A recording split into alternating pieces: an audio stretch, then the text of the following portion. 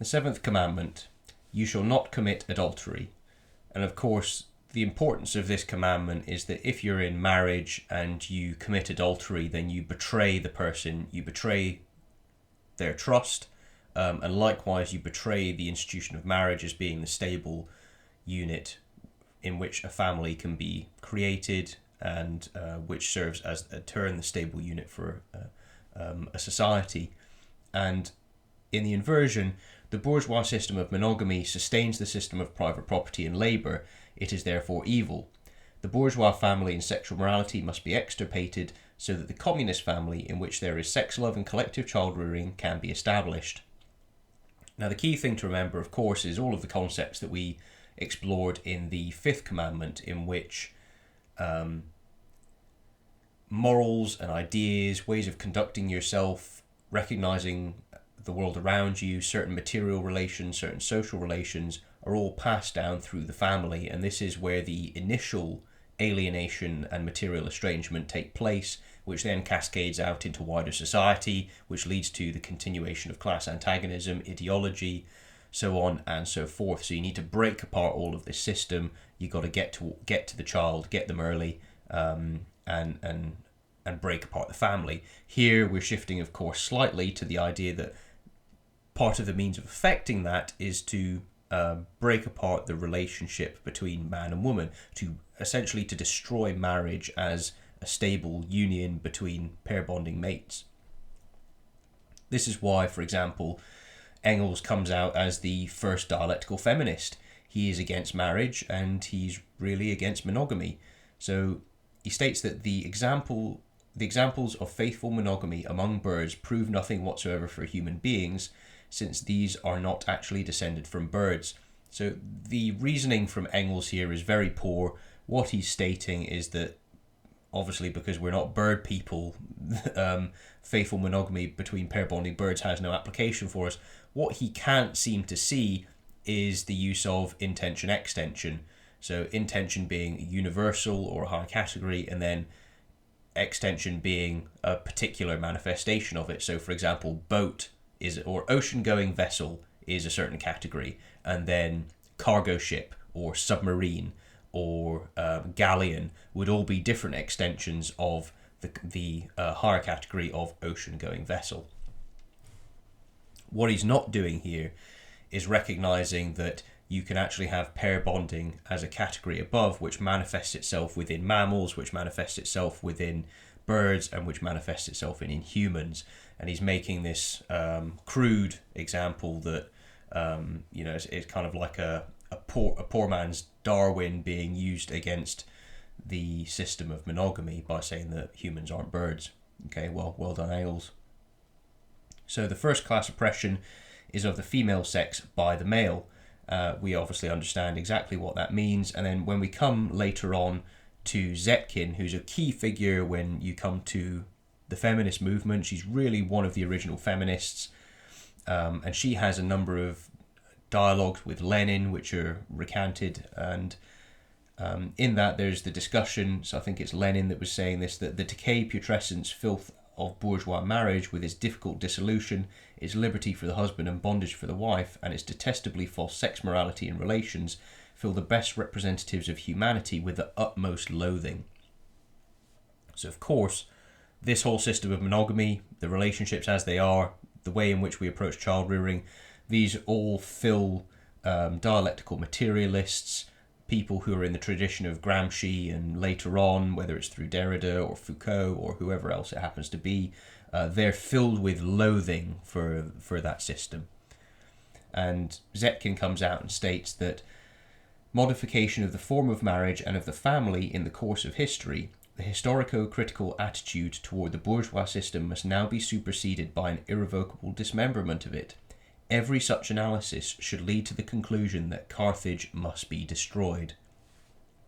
Carthago delenda est, of course, referring to the Romans coming to the realization that if we're really going to overcome the problem of Carthage, we need to destroy it. And then I think it's under Scipio that the war against Carthage is finally successful. I think it's the Third Punic War, and Carthage is eventually defeated. The Carthage is razed and the earth is salted so that the civilization can never come back. The defeat is, or is it Punic Wars? Yes.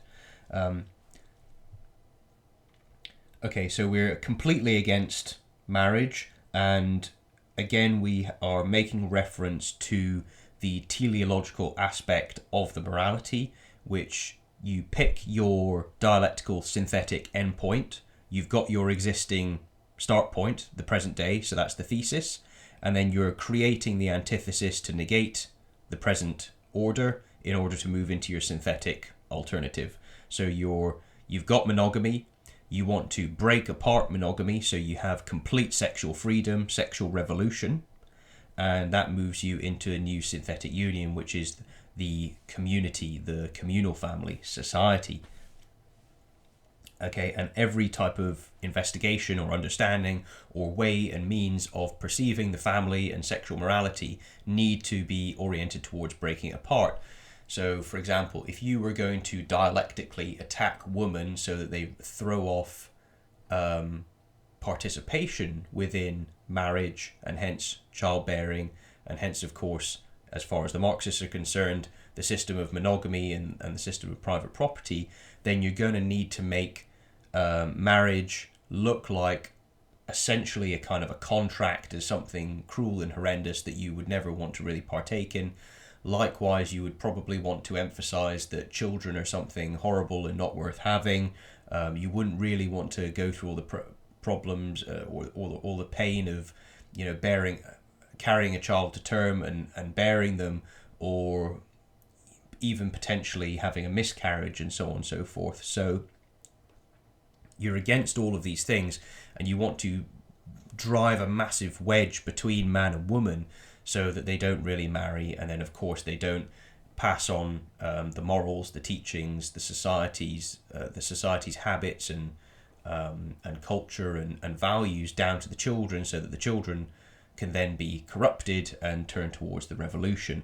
And of course, ultimately here, everything needs to point both the man and the woman towards making the revolution happen, rather than having stable families or focusing on, making sure you're conducting yourself morally and, being a functioning member of society. Instead, you're turning against all of these things. So every type of analysis needs to point towards this. And so the ultimate thing would be, as I was kind of starting to explore, not in the last episode, but in the episode before, so on the 5th commandment, talking about honouring your mother and your father, when you start to get, Haraway's ideas about make kin and not babies, when you've got in the environmentalist movement, you've got Murray Bookchin's ideas, which are to turn technology towards the realisation of the revolution, then you're starting to get to the point where you'd perhaps want to offer having children outside of the womb. So you can see, two different distinctive dialectical movements. Haraway would say, integrate technology into the body to make cyborgs and to overcome death, and make kin, not babies. Whereas elsewhere, technology seeks to then take human functions outside the body in order to then monetize it. The capitalists would be looking at doing that. Whereas at the same time, dialecticians might want to remove the birth and gestation process from outside the body, because that would then allow them to have control over the child. And of course it would be marketed as, well, you don't want to go through the pain of childbirth, would you? Just use the plastic womb. And so, of course, you don't really know how over generations and generations that could affect human morphology. Another opposite could be, if you were a businessman and you were incredibly cynical and you really didn't have any morals, you would seek to try and privatize a human immune system. So you provide products which substitute or replace the human immune system, and thereby then you need to continue using that product in order to have an immune response. Whereas alternatively, you could just have the natural immune response. A Marxist could come at the same issue by saying, okay, well, remove everybody's ability to have a natural immunity, then have consistent medical intervention. If you don't behave yourself, then it's withdrawn.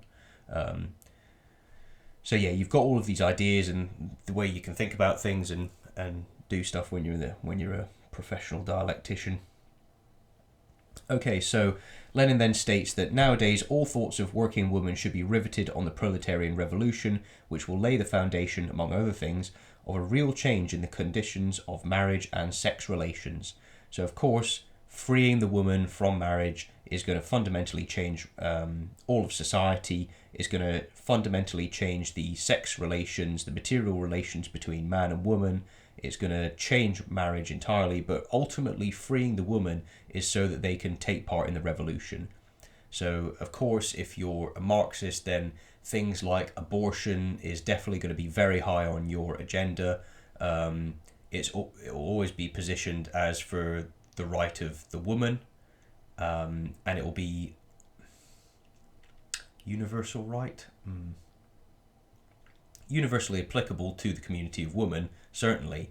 But yes, it would be positioned as a positive thing to obviously go through the abortion process and to destroy the thing which would be your child. And obviously in the Soviet Union, immense amounts of abortion. That's stated by Peter Hitchens when he lived there. There are a huge number of abortions. And then in Maoist China, you've obviously got the one-child policy. If you didn't have access to contraception, then every other time that you conceived after your first child, you would obviously need to kill it. And in the West, of course, at worst, abortion is seen as just an extension of contraception. Okay, so free women up and have them partake in the revolution. So sexual desire and material interactions become the basis for all relationships. It's not really about love anymore. Remember, the morality and indeed your own purpose in life is to serve the revolution. So if your spouse isn't taking part in revolutionary practice or doesn't have the right consciousness, then they of course can be cold, and you can appeal to the state to get your replacement spouse. So Engels states that the duration of the urge of individual sex love differs very much according to the individual, particularly among men, and a definite cessation of affection or its displacement by a new passionate love makes separation a blessing for both parties as well as for society. People will only be spared the experience of wading through the useless mire of divorce proceedings. A generation of men who never in their lives have had occasion to purchase a woman's surrender, either with money or with any other social means of power, and of women who have never had occasion to surrender to any man out of any consideration other than that of real love, or to refrain from giving themselves to their beloved for fear of the economic consequences. Once such people appear, they will not care a damn about what we today think they should do.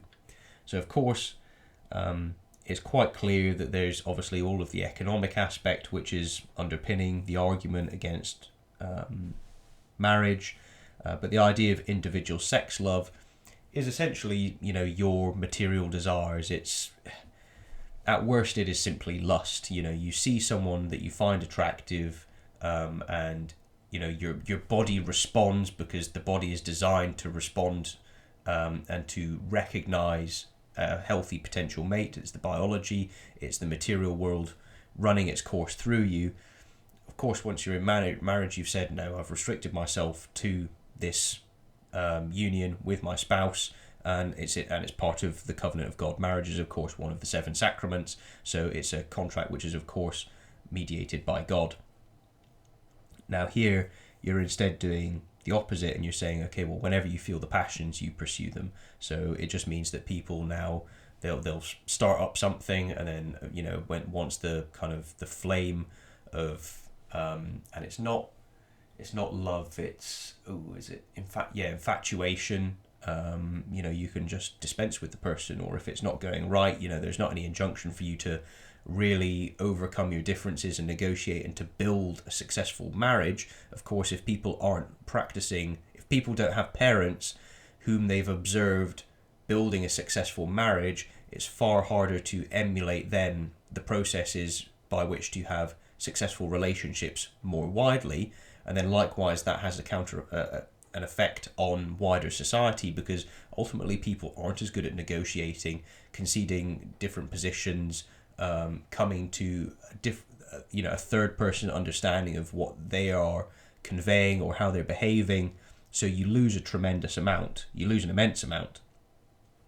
And here it's seen as some sort of advantage, as gaining the ability to then pursue individual sex love in line with your desires when and however it happens to arise. And so here you're very much seeing the roots of the counterculture of the 60s and the sexual revolution. This is where it begins.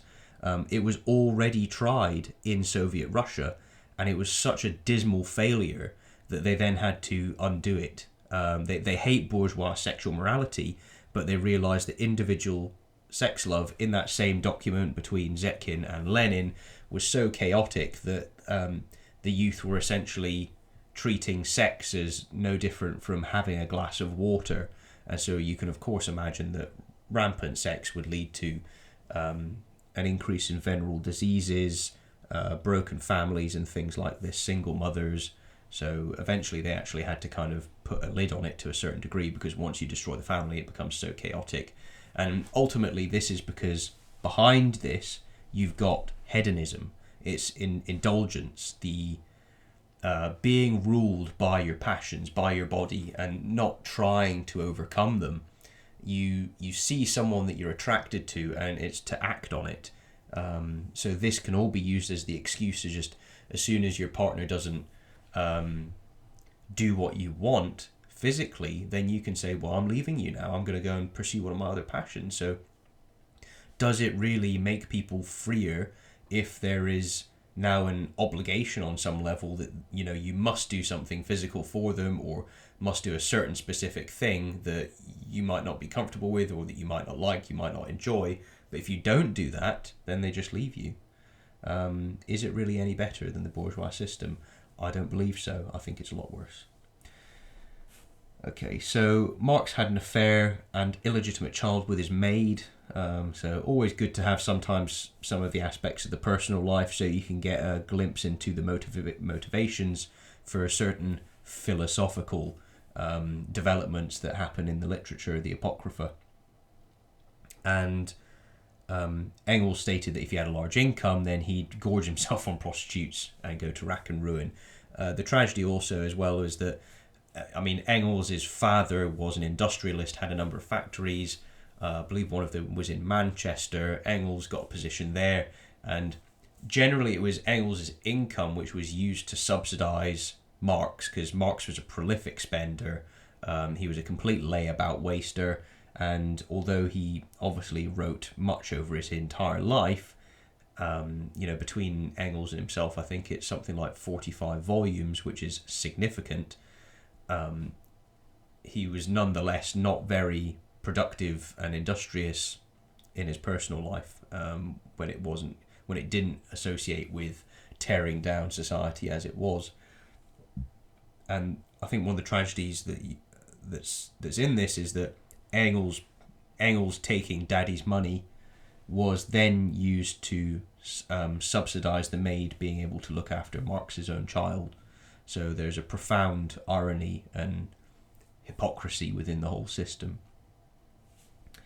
Anyway, Gramsci then also states, and he's got this really interesting position which is disturbing, and again we're coming now back to some of the sexual aspects which we see in conjunction with breaking apart marriage and not necessarily honouring the system that's passed down from your mother and father, so that if you're trying to control your desires, that is seen as the unnatural thing. So we can kind of see how this links back to the child having this free self-will which needs to be realised. It's as if everything which is naturally occurring is that which is right, and to have any control over your natural sexual desires is the thing which is unnatural.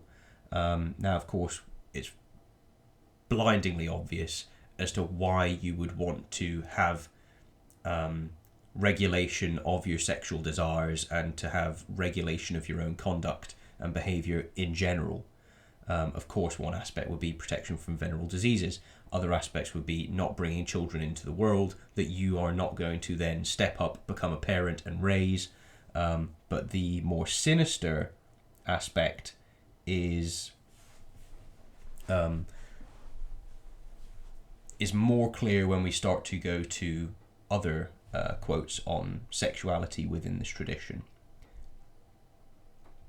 Okay, so Marcuse argues that societal controls over the sex instincts would undo the channeling of sexuality into monogamic reproduction and the taboo on perversions. So here, consistent with Gramsci, Marcuse is arguing remove the controls on sexuality, get rid of them, and this importantly is in his work Eros and Civilization. So it's the use of sexuality in manifesting a certain type of civilization and certain cultural practices. Now here, if you're delimiting sexual relations and your instincts, then you're obviously counteracting what Horkheimer had described as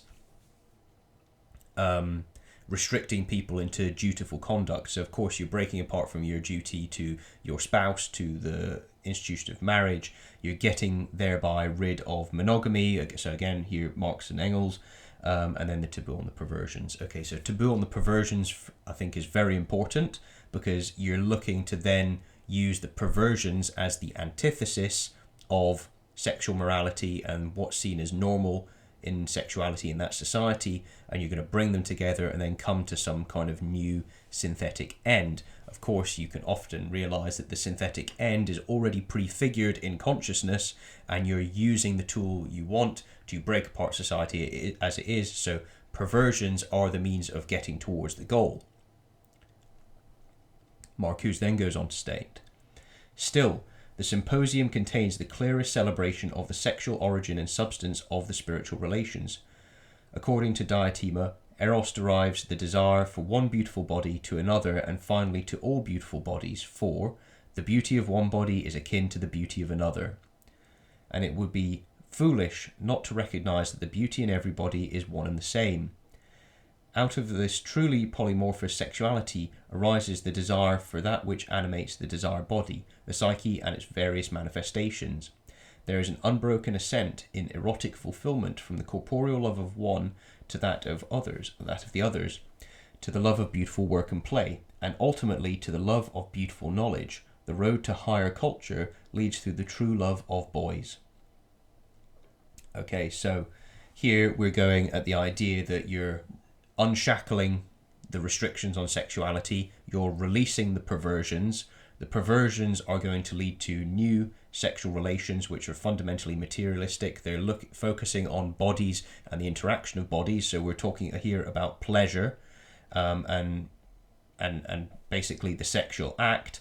And it's from this that you've got a new form of psyche and understanding. So you reflect the material relations, the new sexual acts up in your consciousness, and this is going to lead to a different form of eros. So you're going to have this new sex and sex act and sex morality, or just do away with the word of morality, just say sex, and perversions is going to be the new kind of love of beautiful work and play. It's playing, and ultimately the love of beautiful knowledge. So you come to knowledge and knowing of yourself, the world and civilization through the act of sex. And the higher culture, so the new form of eros, which is sublimated through the sexual acts, through the sexual union with all of the different particular extensions of the species being. This all leads to the higher culture, the higher civilization is developed through the true love of boys. There you go. So Marcuse goes on to say the transformation of sexuality into eros. I mean, if you obviously understand the kind of things they're getting at, then that's quite clear. It's a society based on sex. And then Foucault, you've got conceive of sex without the law, the power without the king. And the king is, of course, the sovereign. So Foucault's history of sexuality is probably one of the most reprehensible and disgusting documents that has ever been written and put forth by the human hand. So in his first one, he essentially makes an argument which is significantly around this specific topic. He's talking about sex without the law. So the law is a system of oppression which prevents social contract. So social contract in a neo-Rousseauist sense now allows individuals to engage and negotiate on their own terms about the power and social relation between them. And so that's why you need power without the king. You need to get rid of the old form of government and the old form of laws which have issued from that government and that people's consciousness, thereby negating those and then establishing sex without the law. So sex is merely social contract, apparently. Now, of course, when you're looking at Foucault's wider interests, which are to do with social contract, sexuality, and the... Perhaps I should have put one or two more quotes in from Foucault, but essentially Foucault is a pederast. He is advocating for pederasty across a number of his works. He's alleged to have abused boys in Algeria. If you get rid of laws restricting perversions, you can see the connection to both Gramsci and Marcuse's project, because ultimately it allows you to partake in paedophilia. That's why he says in one of his interviews that he says that you could we could perhaps have relations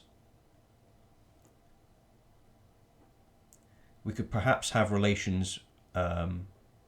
a woman that are perhaps more intense than with a boy. And so the idea being that if you can have, you in the same sentence he was using woman and boy, so he's got recognition of differentiation between the sexes, but then differentiation in age as well. So it's very telling. It's captured in my series on queer theory. I think probably in the second, it'll be in the second one towards the end of the slides. And yeah, so this is one of the means of, okay, you break up the family and you free all kinds of perversions and sexual relations. And here Foucault and Marcuse, they're certainly interested in children. Gramsci may be interested in children, but it's not stated so clearly. But he is trying to make the unnatural the normal. And it's really in Foucault's document in the history of sexuality that you get the birth of queer theory, because it's there that it's in archaeology of knowledge. He sets up discourses being the outward utterance and the making of statements as a form of verbal praxis. So you've got theory in your consciousness, and then you need to conduct yourself with, in a certain way, perhaps with your hands or the way in which you act. But then you've got the movement of your mouth, the things that you say. So you've got the praxis of your body, and then one type of praxis is the way that in which the things which you enunciate, what you state. And so your theory now needs to have solidarity between the collective, solidarity in consciousness, so everyone's reflecting one another, everyone's understanding that they need to speak the same and to act the same.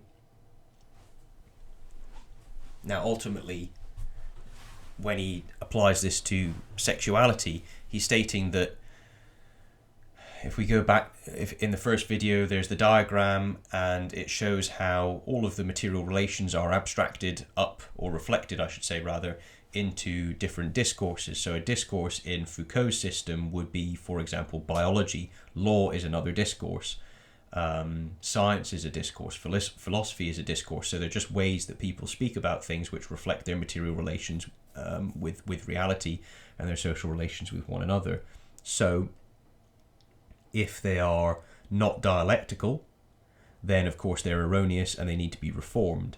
And of course, if you've got the existing form of society in which marriage is the norm, in which heterosexuality would be the norm, in which having a relationship with a child is illegal and evil and disgusting, then you would be seeking, as Foucault, to dialectically present the antithesis and the means of abolishing that. That's why you also have the 1968 petition to the French government, in which they were making the argument, okay, well, there's distinctions between laws and ages of sexuality.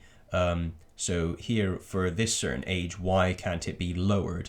And Foucault's got his name on it, Sartre's got his name on it, Derrida's got his name on it, Althusser, so key figures all from this tradition, and who are, either neo-Marxists or who then established the post-structuralist revolution. They're all signed on to this, reducing the age of consent for children. Of course, why would you want to do that? Well, it's understandable that, it's the perversions which are driving this. It's the idea that you can obviously have a sexual relationship with a child. Of course, that's a complete falsehood. It's a complete lie. Children can't consent to that kind of thing. It's just abuse. But here is a way of trying to dress it up within philosophy, which then manifests itself as queer theory. That's why you need to understand that queer theory ultimately is an identity or seeks to produce people who've embedded a theory whereby they act out the negation of restrictions on perversions, which then allows them to act out the perversions free of consequences. That's what queer essentially gets to mean after one or two dialectical evolutions. Okay, so the key thing of commandment number 7 is to break apart the family and the marriage as it is. And here are the works cited. Thank you once again.